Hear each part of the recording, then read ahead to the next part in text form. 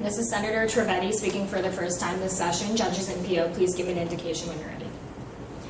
Senators, ever since the installation of President Kim Jong-un as the leader of North Korea, the entire world has been panicking about North Korea's missile development and the possible military effect they have not only on the United States, but the rest of the world. But sanctions and increased military presence in North Korea is not the way to combat their growing power. This is why I urge you to negate this bill with me.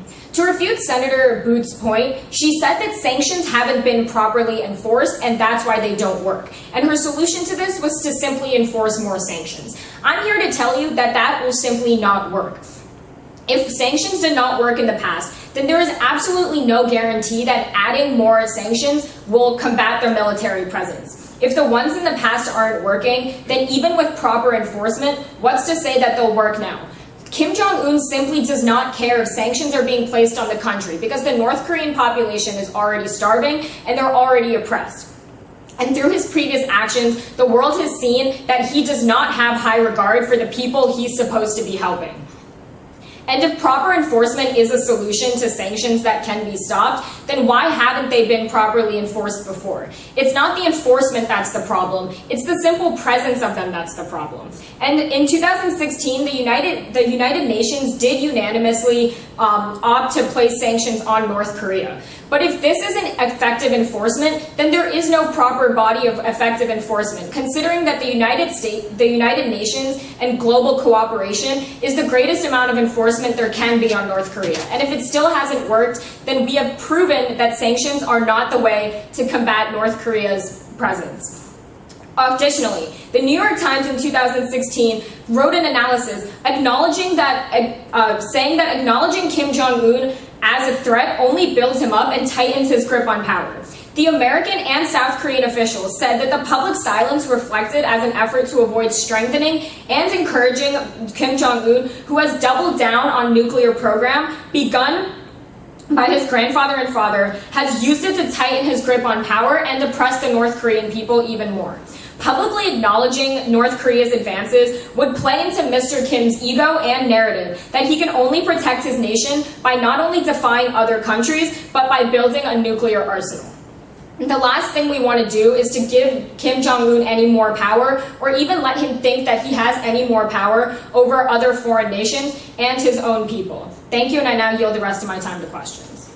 All right, there was a speech, 2 minutes 43 questions.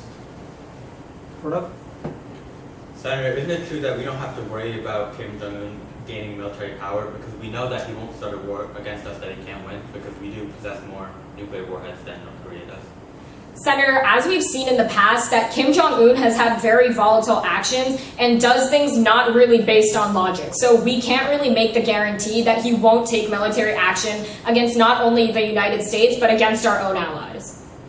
Rashi? Senator, you said that sanctions that we impose on North Korea won't have any effect on them. However, this is not true because North Korea's factories have been closing and it has closed one of their nuclear testing sites due to sanctions being imposed. What do you have to say about that? Senator, I understand your point, but North Korea has not only closed that factory based on sanctions, they've closed that factory because it was causing a decline to their own economy. Since the sanctions have been placed, they have not even slightly slowed down their nuclear production of these missiles. In fact, they've only increased their presence of nuclear missiles and increased testing. Shivesh? Senator, if we won't take action by adding more sanctions or military presence, won't North Korea continue to build a more powerful arsenal? Senator, while this may be true, I'm saying that nuclear sanctions and military presence have proved to not slow them down, so this is not the way to go about decreasing their nuclear arsenal. Fair. If sanctions aren't the way to go about decreasing the nuclear arsenal, what is? Senator, the bill we're here to debate is not whether there is a new solution to this problem. It's simply whether we should continue to use sanctions and increase military presence. Senator, hasn't North Korea had many fails in their missile testing, so how can we even confirm that they'll be able to do anything? Senator, what the trend has been showing is that even though their missiles are failing, they're learning from these failures. So any U.S. analysts themselves have said that their failures are known as successful failures because they're learning from this process and seeing what they need to change to strengthen their nuclear arsenal. Thank you, Senator.